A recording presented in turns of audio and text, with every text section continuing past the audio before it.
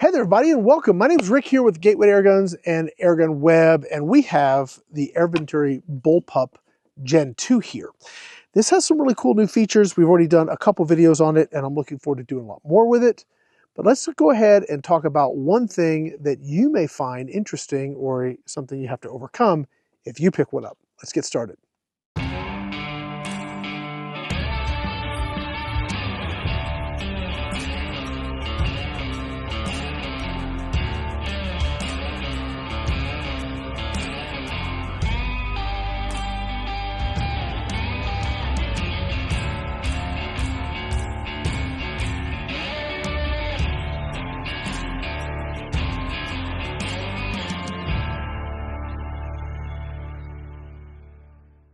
All right, before we get started, I want to say thank you to, well, really, PyramydAir.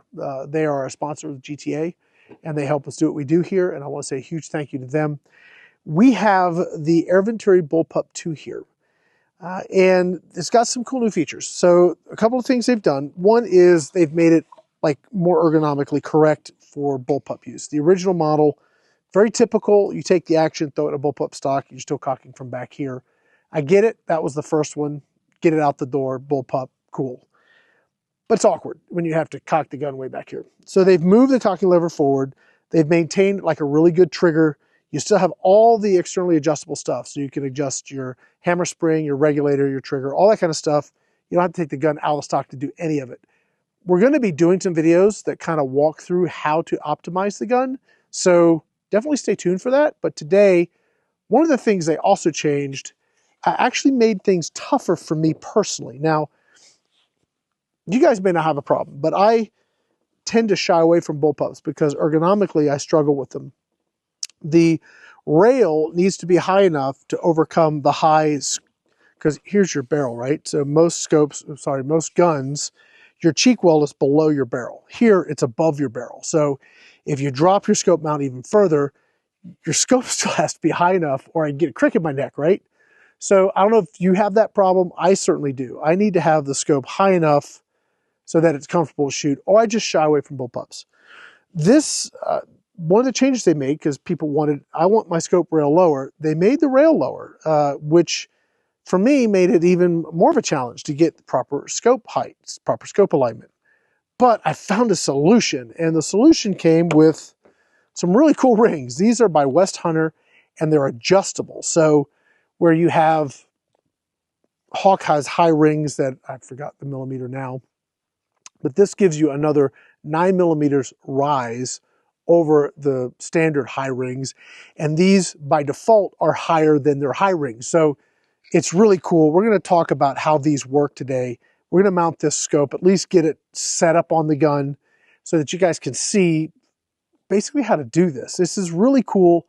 And it opens up, for me personally, opens up the world of bullpups so that I can shoot them comfortably. I love the balance. I love the compact size. I love that you have a full-length barrel. You still get all your power, all your range, all your accuracy as you would as a standard rifle, but we've made it like super short. And I like that aspect a lot.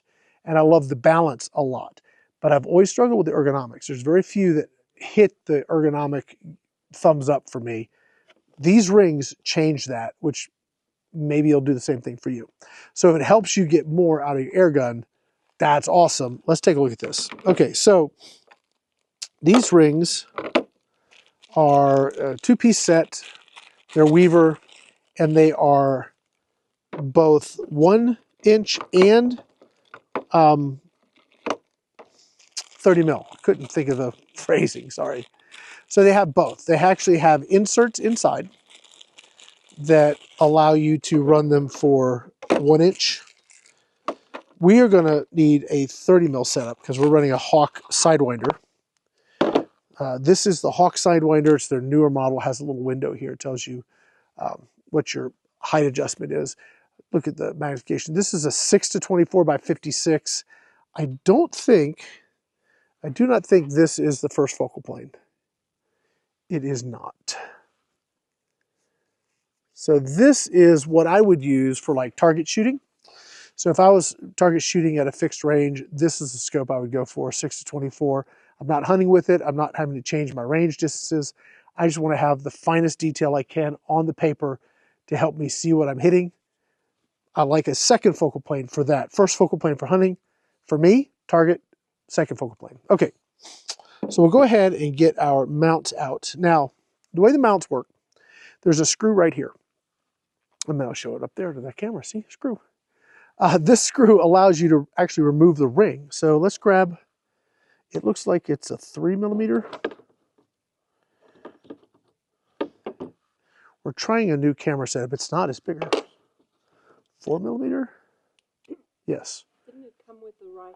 It came with, it actually, my wife's asked me a question. It did. It came with Allen wrenches in the box, but they're small and I struggle to hold them. So I have my regular Allen set, a little more length. So this screw is a 4mm. These top screws are going to be 3. Okay, so you take this screw out. The whole ring separates. Okay, now over here we have little white hash marks. And you can kind of set this to wherever you need it to be. You want to make sure you'll be able to get the screw back in. So that's about as high as you can get it. And then the screw goes back in, like that.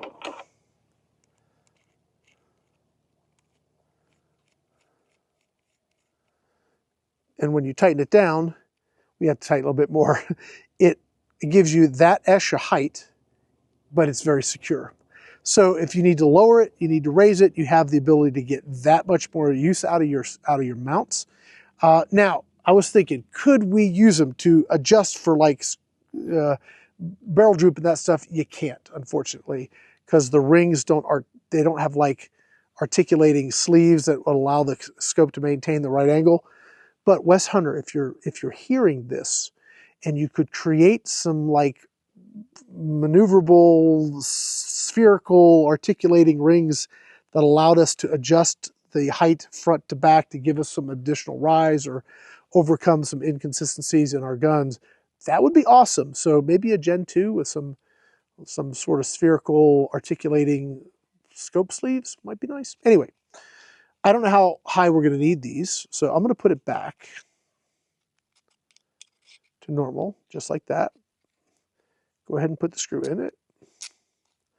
And we'll get it mounted on the gun, and then we'll take the sleeves out, take the tops off, take the sleeves out, and we'll get our scope basically where we need it. Then we'll see how high we need to go, because you do want to have your scope as low to the barrel as practical, but you also need to be comfortable. So we're going to figure out where those points are. So I don't know where we're going to need these, so we'll just get them mounted here. Okay. We're not going to do any shooting today, by the way. We're just going to get the scope mounted because this is going to be our rig going forward as we test this gun for you guys. We're going to be doing a whole series on this gun, so I'm super excited. I want to see what we can get out of her for power, for energy.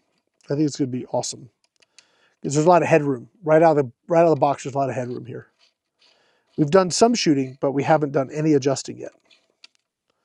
Okay, so here's that little sleeve that just pops out, and now this goes from a 1-inch set of mounts to a 30mm set of mounts.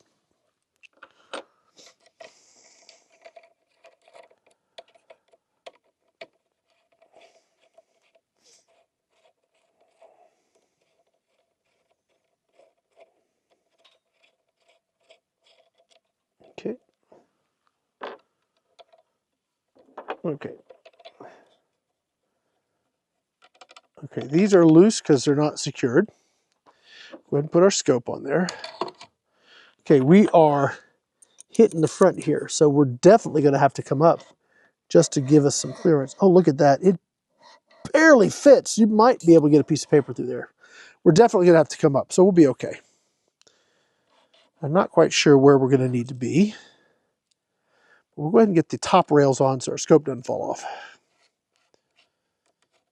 Just get them started. You're going to want to secure these with a cross pattern, but I'm just getting it so it doesn't fall off here. We'll deal with the total securing of them here in a little bit. try and like to make them even if I can. So the gap here is the same gap on the back side. You don't have to do that, but that's just me being me.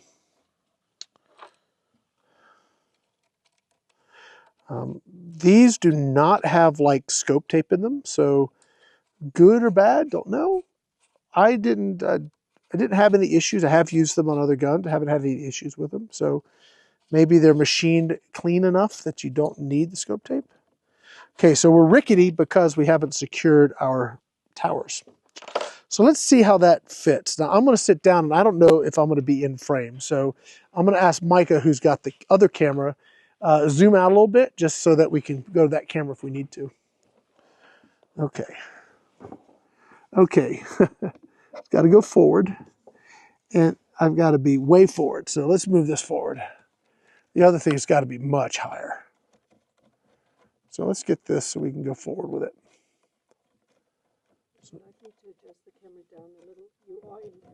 Okay, it's fine. We have all kinds of 4K zooming goodness we can use. Okay, that is going to be too far. Well, that's just about right. Okay. All right. Okay, so we'll secure those with either a wrench or a Allen key.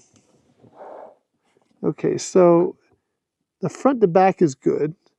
The issue I have is I'm burying my face into this. It's going to be very uncomfortable. So I need this to be about there for me to be comfortable, which means it has to come up a bunch. So we're not going to tighten anything down too much yet. I have a little movement left front to back if I need. But what we're going to do now is we're going to take these screws out. We're going to slide the whole thing forward and then put it back in and skip a couple of the little teeth and get us some height. We'll take the screw out. This other screw.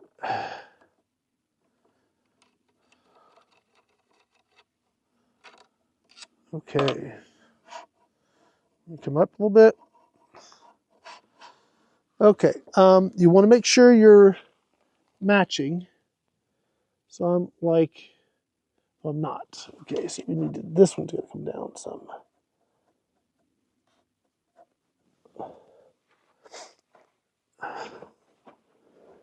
It's hard to see under here.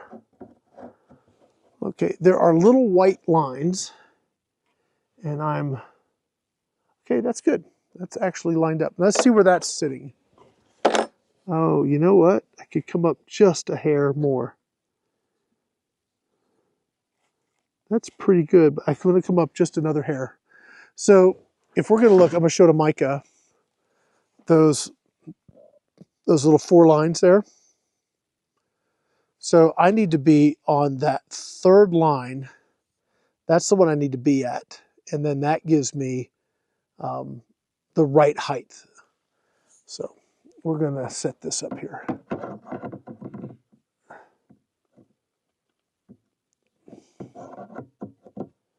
Ideally, you would have this. I can't see it. Yep. Okay. We might have to take these out and set them manually. I don't want to have to do that.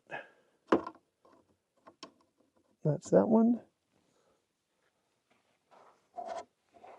Let's see where we're at.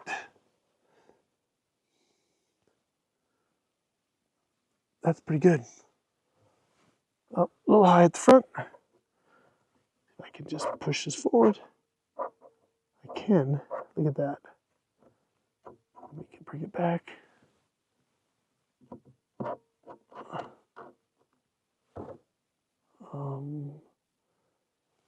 That's there. Let's make sure the screws go in.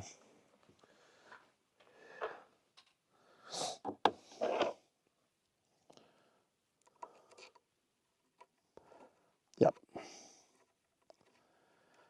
might be like 1 tooth higher than I thought, but it's going to be fine.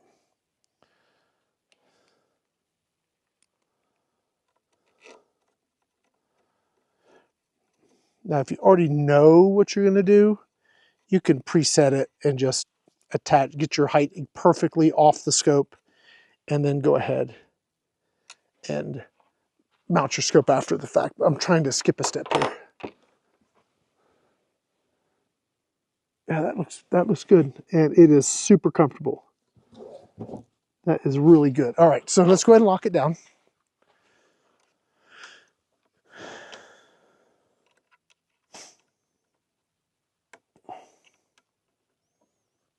Okay.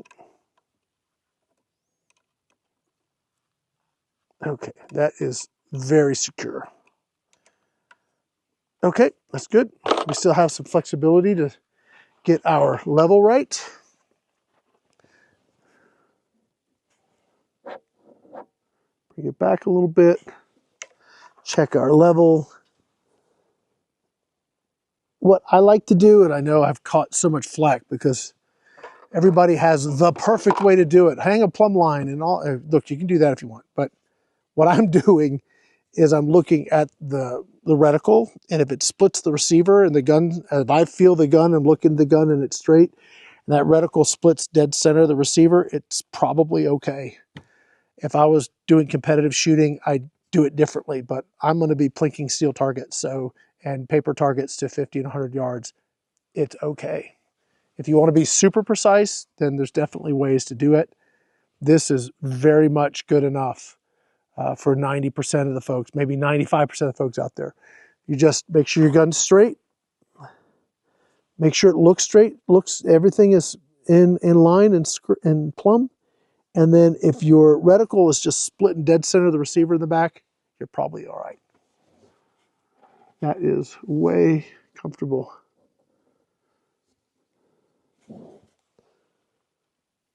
Okay. That is basically our gun set up, and I still have room if I need to maneuver it without having to move our rear mounts. Now, these mounts, you can use a wrench. It also has a hole in the side of the nut that you can use your Allen wrench. There it is. Hope that one doesn't like me. Oh, dang it. There it is. Okay, I bumped it. I got to reset it. And we'll do the top ones. Oh, that's pretty good. It's all right.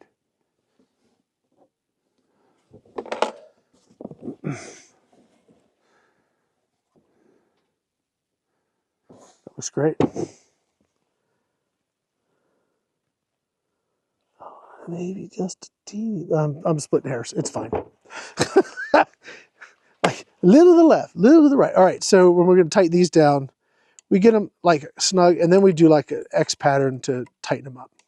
You don't need to go crazy. The gun doesn't have any recoil, right? So I have people ask me, how many, Newton inches or whatever? 2. I don't know. You don't need to, you don't need to deal with that. You don't want to over tighten it because you don't want to damage your scope. But there's no recoil on this gun, so it's fine. You don't need to get super technical. You can kind of drive yourself nuts. All right, guys, that's it. Now the next thing we're going to do is get this thing aired up, find some pellets, start doing some pellet testing. Stay tuned for our videos on the Air Venturi Bullpup II. We've already shot this. We already know it's an amazingly accurate air gun. It's got great performance, great shot count, great accuracy. Now we've got a great scope on it, and we're going to be able to move forward. Really, really awesome. If you want to know more about the gun, I'll link to the videos in the video description so you guys can see what we've already done with it, because it is awesome. And if you want to look up any of these products, I'll have links in the video description where you guys can check them out. Now you know, if you've got a bullpup and you need some more height and high rings just aren't cutting it, the WestHunter adjustable mounts, super awesome, guys. Just really, really good stuff. Not very expensive. They have like your, do they have it here? Yeah, from center height from 32 to 38 millimeter. Yeah, so it gives you some really good range to get just that little bit extra, right? That little bit extra to have it be comfortable for you. That's going to be it for now. My name's Rick here with Airgun Web and Gateway Airguns. Thanks for watching.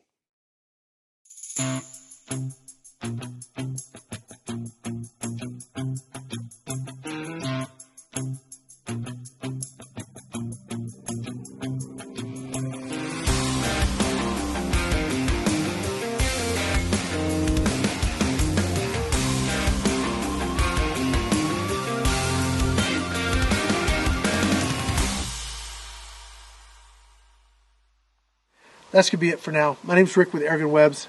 Airgun Webs. That's funny.